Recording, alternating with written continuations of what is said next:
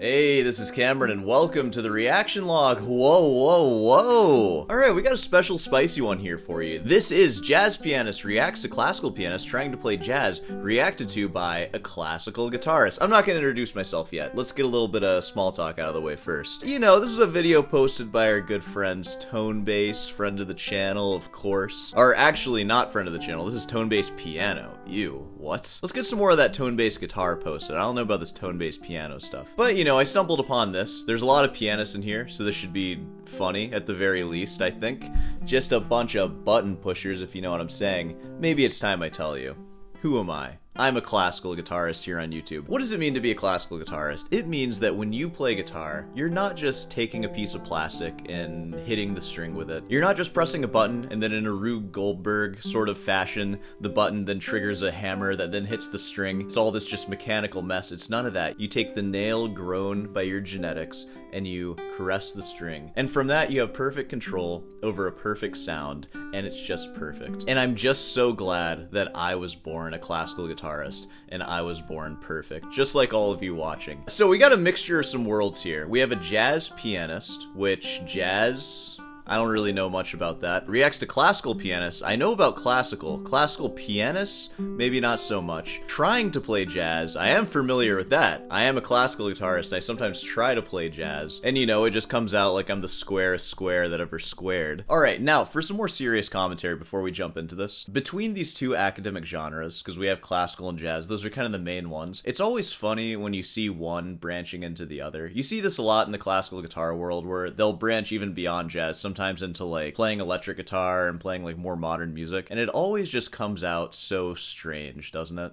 And that's sort of just what happens when you specialize in something for your whole life, and there's just this particular vocabulary and language that comes along with it, and then when you try to apply it to anything else that's not classical music or like jazz or whatever, it just sounds really weird. So it'll also be funny to hear some of that from some of these legendary classical pianists. I think that's enough context and small talk. Let's go ahead and jump into this. Let's see what we got. This is a lot better than I would expect. Yeah, dude, Horowitz played piano a lot better than I would expect. Last time I heard him, he freaking sucked, It's dude. thrilling. This is pretty remarkable jazz playing. Yeah, I'm not sure this one aged well. This one didn't feel authentic at all. Would it put it in the category of jazz in any way, shape, or form? Oh, dude, he's gonna dunk on somebody in this one. We're getting some real, like, sore hands fashion hate right now. That's exciting to hear. I'm really happy to see that the reaction format has become more popular for music channels like this. It's just a great format to dunk on other fools. I'm gonna get so much hate. I hope I didn't offend each and every one of you in some way. I can be bad about that too. Never apologize for anything, though. It's the same thing with, like, gladiators. People want to see people's heads get ripped off. Just hate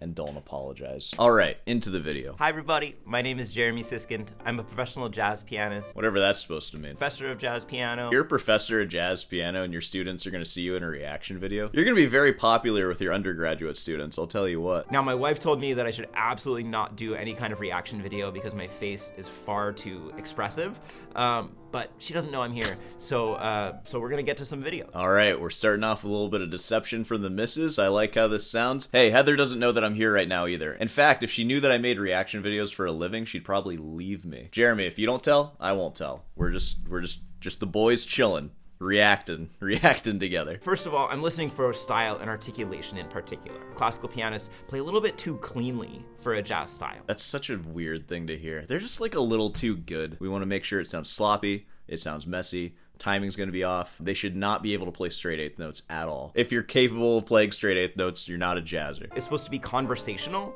so we want it to feel a little bit more like we're talking to each other. Instead of a lot of classical music, the enunciation really has to be quite perfect. I'm also really looking for articulation and swing feel. Oh, dude, that's going to be a disaster. A lot of classical pianists have a hard time getting the nuances of swing feel. Pedal, there's a lot less pedal in a lot of jazz music than there is in classical. And then I'll be listening for how they actually play on the piano. What voicings are they choosing? What kinds of melodies are they making if they're improvising? Man, this is a very concise and academic reaction video, isn't it? We have a rubric. This is what he's looking for. He's going to grade them 1 out of 5. Let's see, starting with Horowitz, the freaking jokester himself.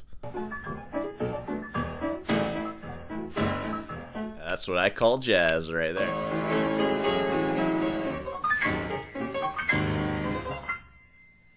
so sweet and joyful. You know, Horowitz is at home, and we all know, or many of us know, that Horowitz was just a huge admirer of Art Tatum, who famously played the song T for Two. And Horowitz, I feel like he's fooling around, he's joyful, he's smiling, and I get this sense, and I'm just reading into it. I feel a humility from him of like, wow, I'll never be Art Tatum. I'll never be able to do that. I will be Horowitz, though, so, you know, life ain't so bad. I have one very clumsy anecdote that one of my friends told me about Horowitz. It was either Art Tatum or Oscar Peterson. I don't know. It was some insane jazz virtuoso, though, but Horowitz attended one of their concerts. Again, if you know this anecdote, just correct it in the comments, because I don't know it. It's one of those, though. And he basically asked him for the sheet music, and it's like, none of it's written out. You know, they were just making it up. That's the anecdote, though. Boom, there we go. Oh, wow, how different the worlds are, right? It's just sweet, it's cute, and I love to see this side of Horowitz, who, of course, we all love. His jazz playing, yeah, it's sweet, it's cute, it's fine. All right, Yuja Wang.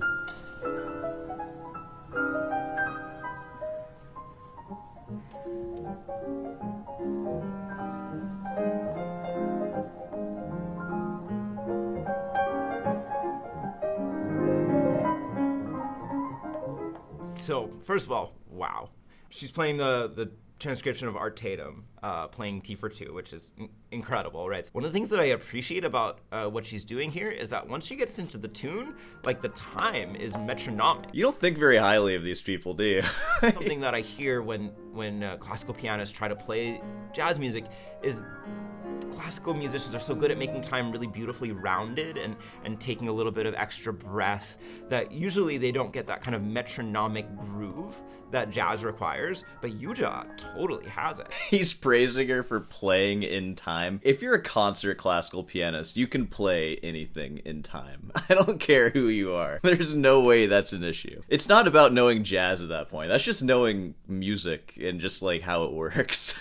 Hey, you know what? She's playing on the click, and that's good enough for me. Art Tatum-esque runs, you know, they're not easily distributable into the beat, but she just plays them with this fluency that fits exactly into the rhythm. You know, I'm making fun of this right now. I kind of want to hear Art Tatum's version of that and then Yuja Wang's back-to-back, just to really, like, compare the difference here. Because he, I'm sure, is much more familiar with Art Tatum's version than I am. We have Art Tatum's version with almost 200,000 views, Yuja Wang's with 1 million views. Let's just hear Art Tatum play this thing. And of course, for copyright reasons, I might not include, like, very much, but we're just getting an idea now.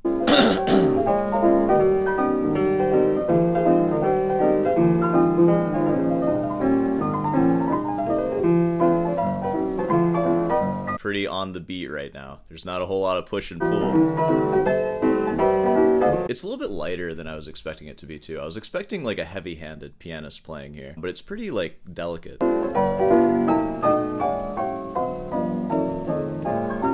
A lot of dynamic range, too. You could really hear, like, a diminuendo, like, going through all that.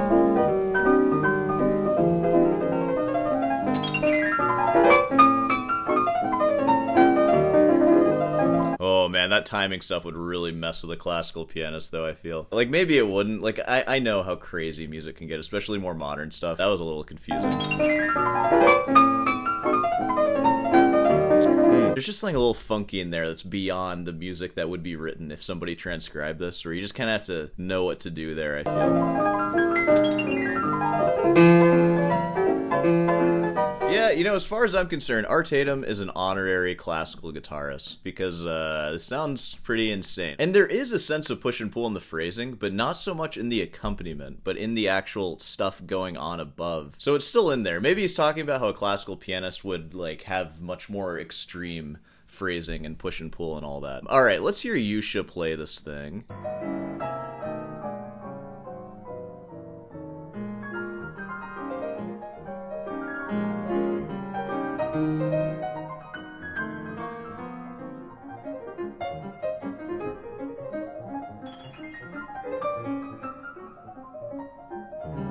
It's crazy to think that Yuja Wang probably, like, studied this piece and is playing it note for note based on, like, it sounds like there's a transcription of it or something. And Art Tatum was just kind of, like, playing this probably.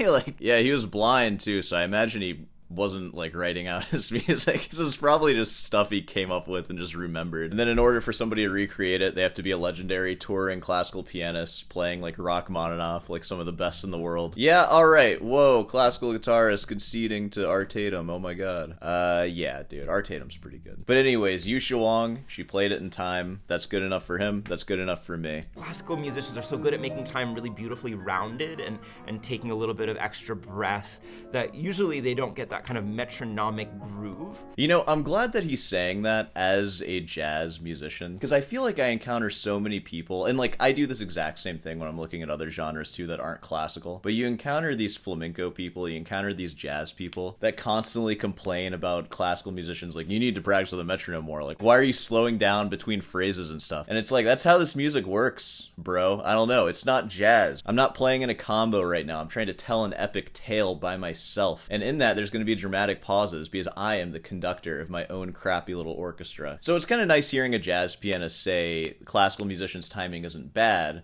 They're doing that on purpose, and he even called it beautifully rounded time. Because I feel like oftentimes it's just so easy to be like, this isn't in time, this sucks, you guys suck, I don't understand this at all. On the question of whether I would be fooled that she's a jazz pianist, like, no. Like, dang, dude. No. You get into the trill at the end, doesn't sound like a jazz pianist trill. It doesn't sound like Art Tatum's trill. It really has this kind of classical cleanliness to it. Yuja, if you want to be taken seriously in the jazz world, try to do some reverse practicing on that. Thank you. Oh yeah. Ooh, we're taking the A train today.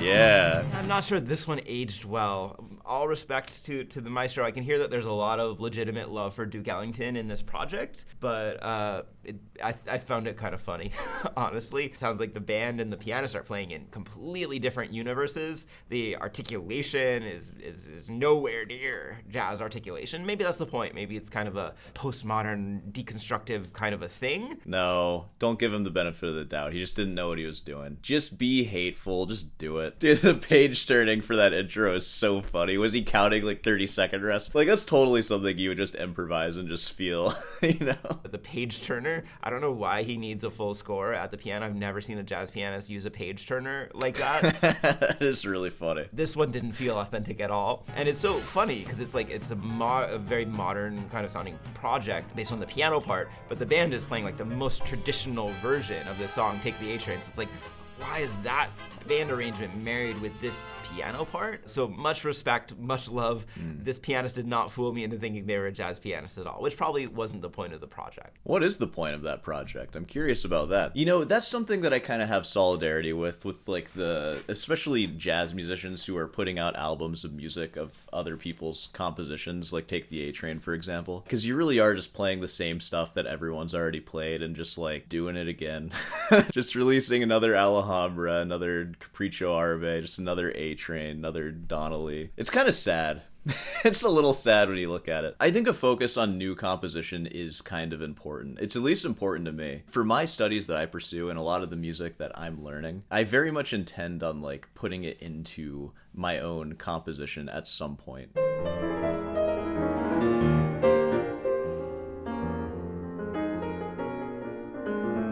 Ooh, this one's sounding kind of legit right now. All right. I give this a solid B on the jazzometer. More like B flat, if you know what I'm saying. All right. So he's playing a tune called Just You, Just Me, which is really highly associated with Thelonious Monk.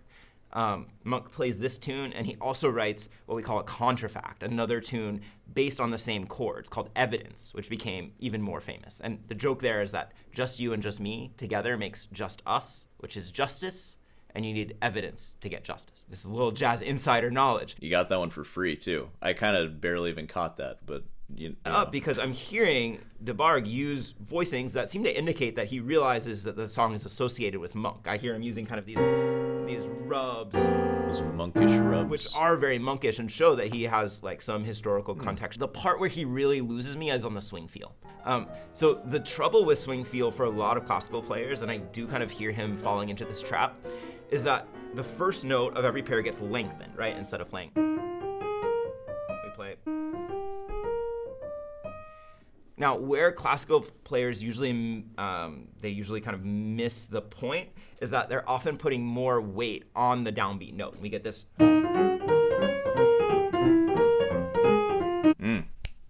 Sounds like jazz to me. I don't know, man. What some people call a ricky-ticky swing feel, which is really heavy on the beat. That's really funny, a ricky-ticky swing feel. I've never heard that before. That's a great way to describe when I try to play jazz. Hear that in this video. And better jazz players are either playing it more evenly or they're putting more weight on the offbeat. Wow. That's amazing, dude. I never knew that. I'm gonna practice that. I feel like if I were to try to swing a scale, I would accent the first note. That's ricky-ticky, dude.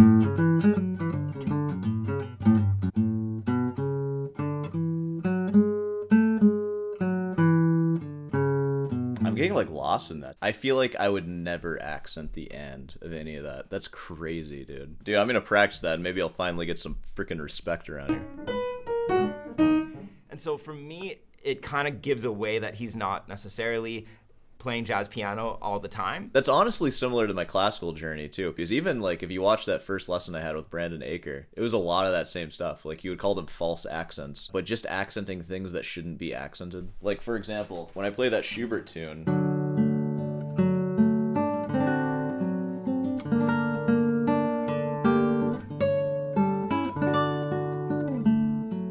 and it's in 6/8 and I'm purposely accenting.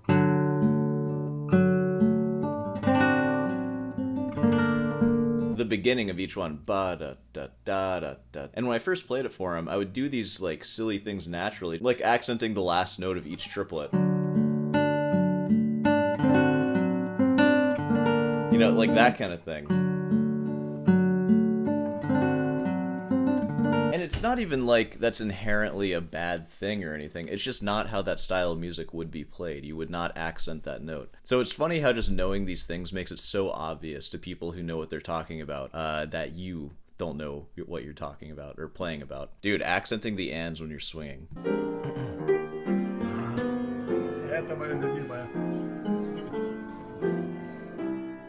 Nice freaking hanging finger technique there. You teach your students to do that? Uses a lot of really interesting pianistic techniques. He uses what kind of techniques? He seems to be playing harder and louder than most jazz pianists that I know would in this kind of setting. You know, he's really pushing out the sound with these pianistic gestures that feel like they're made, you know, to project to the back of a concert hall. Whereas that's not usually what we're designed for as jazz pianists. We're designed for more intimate spaces. And then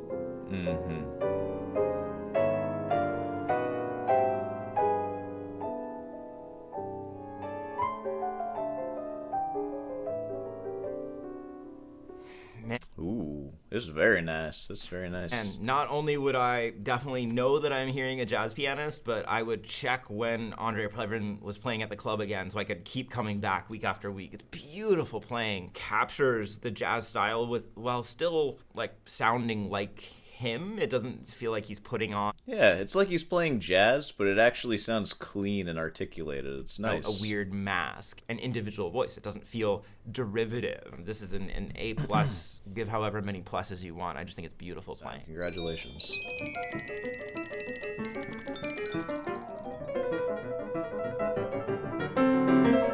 Dude, this guy's freaking nuts. Are you kidding me?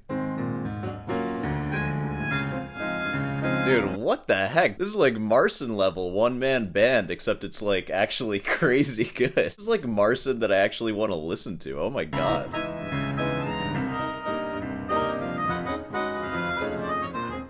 What a fun, energetic performance. Lots of jazz elements in Oh, he's gonna hate it. Did I speak too soon? Was this just a new shiny thing I was enamored by? Oh, I'm embarrassed now. there. We heard, you know, kind of elements of the blues. Right, elements of the blues in there. We do have some kind of jazzy chords. We have dominant seventh chords with a flat 9, for instance. Some elements of swing, but in general, I would rather see that in a concert hall than in a jazz club. It doesn't really sound much like jazz to me, he doesn't really sound like a jazz pianist. The articulation is too clean. It's obvious that he's written most of this or the whole thing out. A lot of his chords don't have quite as much color as I would expect from a jazz pianist. Like, he uses sevenths and sometimes ninths. Real professional jazz pianists always use ninths and then add upper extensions. So I'm hearing a lot of like this kind of a major chord instead of this kind of a major chord. And those kinds of sounds just cue me. He belongs a little bit more in the classical world. This is a good wake-up call to you all, because so many of us guitarists have our stock voicings of major 7 chords. 9, 11, and 13, it's time to start adding them. Make up some stock voicings. I would do it, but I'm working on a bunch of Bach and stuff, and I'm kind of busy. The articulation also kind of just has this... It's a little Ricky-Ticky to my ears. I'm a real jazzer now, I feel like one. You gave the A+ a little too fast, I think. This is crazy. Oh, dude. Dude, this is like Marcin that I actually want to listen to. Oh my god. I'm not gonna go hear him at a jazz club. Yeah, I wonder how he's gonna feel about this one. Man, he is shredding, though. It's a little too clean for my taste, too articulated. Sounds like a classical pianist. It's beautiful writing, it's beautiful playing. It's not trying to be jazz, and I don't think it comes off as jazz. It's far too straight, and the harmony has some jazz elements, but it doesn't really seem like it's trying to imitate jazz that much. It sounds a little more, I don't know, Prokofiev-esque than like Bill Evans or Oscar Peterson.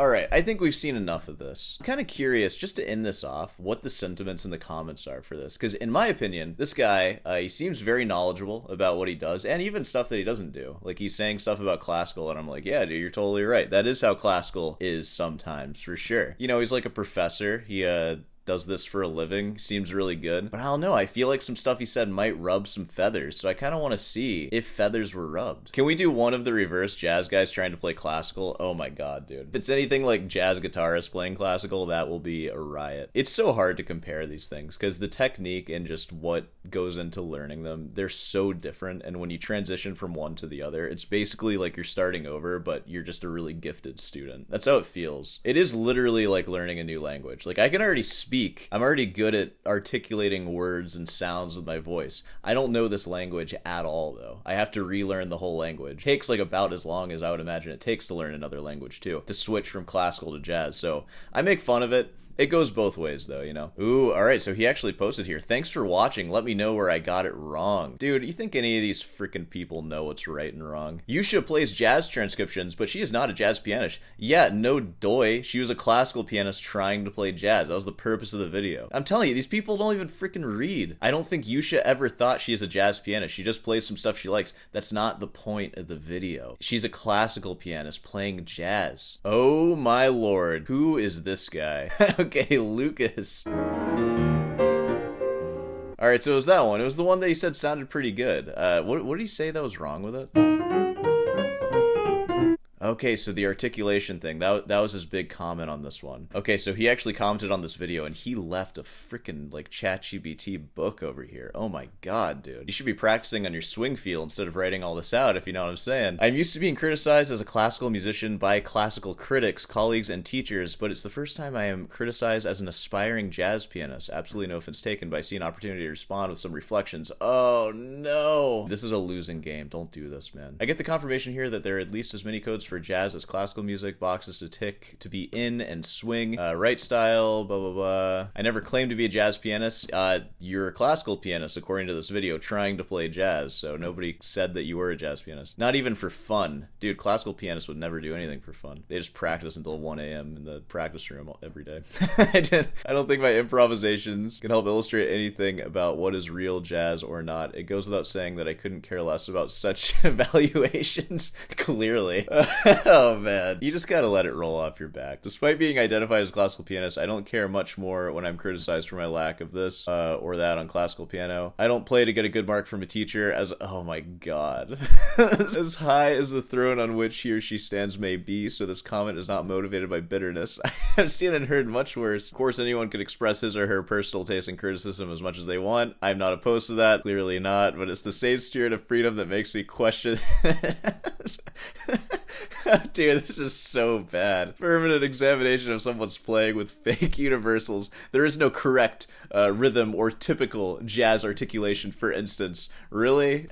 Okay, dude. This is something I see pretty often, too. Like, obviously, music is just... It can be nothing or it can be anything. It can be as structured or unstructured as you want. He's coming at it from the perspective of a jazz professor. So to say that there's no correct rhythm or typical feel or anything, that's just silly because it's his perspective of an academic professor. And you can hold that perspective with as much weight or merit as you want. I don't need to get grants for being a good classical or jazz pet. Oh my god, dude, never teach this guy anything. Holy crap. This guy sounds like he's just beyond teaching. Well, dude, great. Then play your stuff. Why do you even care to write this if you actually feel this way? Like, people are allowed to comment on your playing. Then you're like, actually... This kind of content easily finds an audience because many music aficionados love to see someone exercise pinky judgment on others playing with a very large spectrum of attitudes going from the most elegant to the most straightforward. On the surface, it's fun, innocent, intriguing. Who would see anything wrong with everything smiles? But under the sweet crust, it actually feeds an approach to art guided by evaluation, validation, and certification. Art is never addressed directly, creatively, poetically. It's only about norms, schemes, parameters detached from musical meaning. The spirit of evaluation is very powerful because it's a tendency in us to desperately figure out where we are placed on an abstract ladder of musical levels. This scheme instantly gives great authority to the judge wherever he or she speaks from and doesn't leave much to its prey. It fails at evaluating musical reality because it's impossible, as it belongs to the constantly moving and volatile present. I don't think this content can elicit any hatred apart from the common load of trolls. What's up, guys? How's it going? I think it very smoothly swims on the very trendy wave of permanent evaluation of musicians playing after fixed criteria. Wishing you all a great musical life. Solid B. Lucas. Oh my goodness, dude. Just listen to music and don't have any opinion of it other than it is an expression of whoever's making the music, and that's it. Because you have no place to ever comment on anything, because that's just how it should work. How does this guy handle, like, actual criticism? Also, this guy is clearly the product of a lot of strict training under, like, professors and stuff. So, like, he's talking like he's some, like, singer-songwriter who, like, doesn't know anything about anything. He's just making music from the soul, man. There's a balance of all this stuff, but this is just, like, baby talk right here. I found this video to be quite good. It was educational as a classical guitarist. I literally learned at least one thing about jazz that I didn't know before. And I know I'm saying learned about jazz because jazz, like, doesn't exist, I guess, right? Like, it has no real parameters, except it does. We need these rules to have any kind of order. And then from there, you can do whatever you want, obviously. But I don't know, it's neither here or there. Alright, I think we've talked enough about this. And of course, if you would like to talk more about this, feel free to leave a comment. And Lucas, if you want to drop a book on this video, I encourage that as well. So, of course, if you made it this far, be sure to subscribe and leave a like. Hey, Augustine Strings, be sure to pick them up. Best in the business. I'm not sponsored, but I want to be. Reach out, Augustine. I'm waiting for you. I'm waiting for you with a bated breath. Of course, head on down over to Rutin's Delight for some merch. There's a 15% off sale for all of December. So, Christmas gifts? I don't know. Alright. Well, I'll see you in the next one.